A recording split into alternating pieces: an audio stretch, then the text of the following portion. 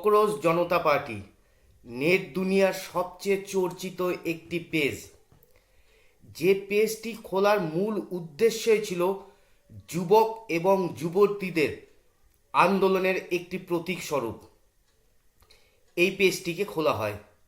ভারতবর্ষের সবচেয়ে বৃহৎ রাজনৈতিক পার্টি বিজেপি, যে 12 বছর ধরে গোটা ভারতবর্ষকে শাসন করছে, তার ইনস্টাগ্রাম পেজের ফলোয়ার মাত্র 8.7 মিলিয়ন।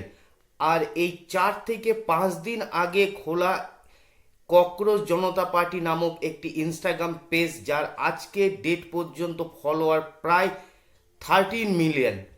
আমি যে টাইমে এই ভিডিওটি তৈরি করছি বা আপনারা যখন এই ভিডিওটি দেখবেন, ততক্ষণে হয়তো আরও বহু এর ফলোয়ার বেড়ে গেছে।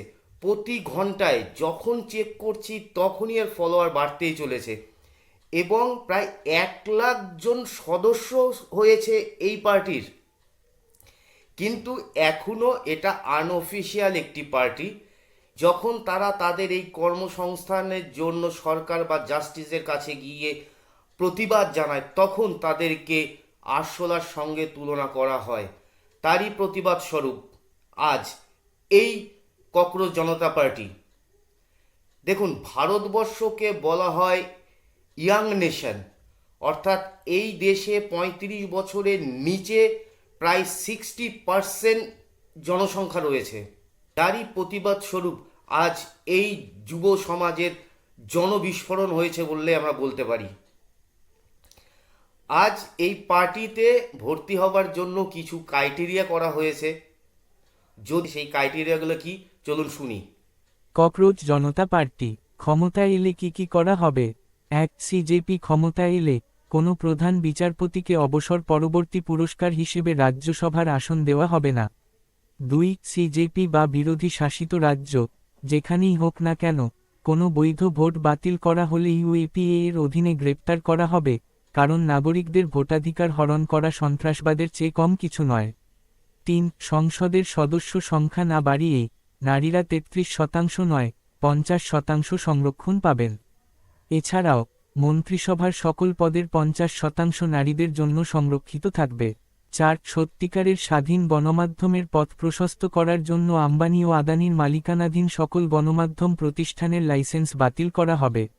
গদি মিডিয়ার অ্যাঙ্কারদের ব্যাংক অ্যাকাউন্ট তদন্ত করা হবে। 5.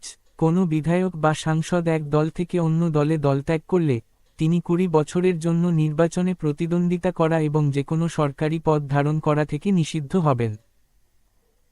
এবং যখন এই পেজটিকে ইনস্টাগ্রামে ক্রিয়েট করা হয়, তখন কিছু রাজনৈতিক বিশ্লেষক বা রাজনৈতিক মতাদর্শের লোকজন এই পার্টিকে অলসদের পার্টি বলেছিল। তার ফলে এই পার্টিতে জয়েন করবার জন্য 4টি নিয়ম দেওয়া হয়েছে। প্রথম নিয়ম, তাকে বেকার হতে হবে। দ্বিতীয় নিয়ম, অলস হতে হবে।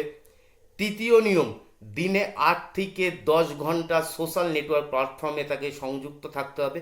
এবং চতুর্থ নম্বর ক্রাইটেরিয়া যেটা দিয়েছে, সেইখানে বলা হয়েছে ডিবেট করতে জানতে হবে।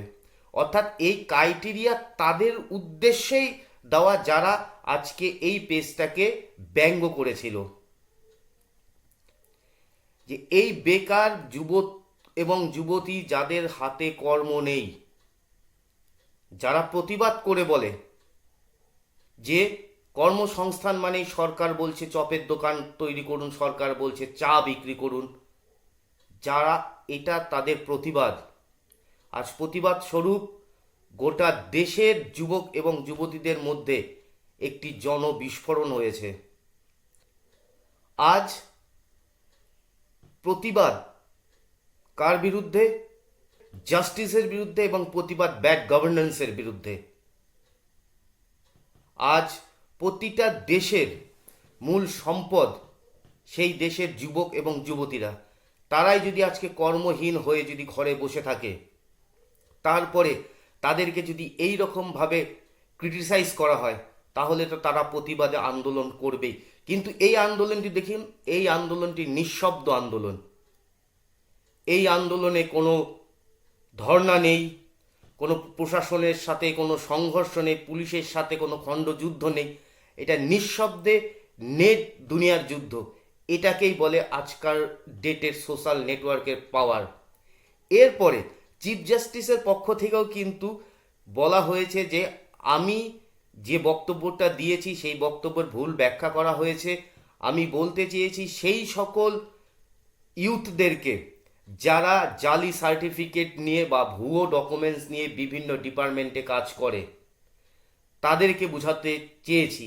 কিন্তু স্যার আপনি যতক্ষণে বোঝানোর চেষ্টা করেছেন বা আপনি যতক্ষণে বলবার চেষ্টা করেছেন ততক্ষণে হিন্দিতে একটা কথা আছে না, তীর কামান সে ছুট গয়া। এবং যুবতীদের আন্দোলনের এই প্রতীক ককরোচ জনতা পার্টিকে নিয়ে আপনাদের কি মতামত অবশ্যই কমেন্ট বক্সে লিখে জানাবেন। আর এই ভিডিওটি যদি ভালো লাগে তাহলে অবশ্যই চ্যানেলটিকে সাবস্ক্রাইব করে আমাদের উৎসাহ প্রদান করবেন। সকলে ভালো থাকুন, সুস্থ থাকুন।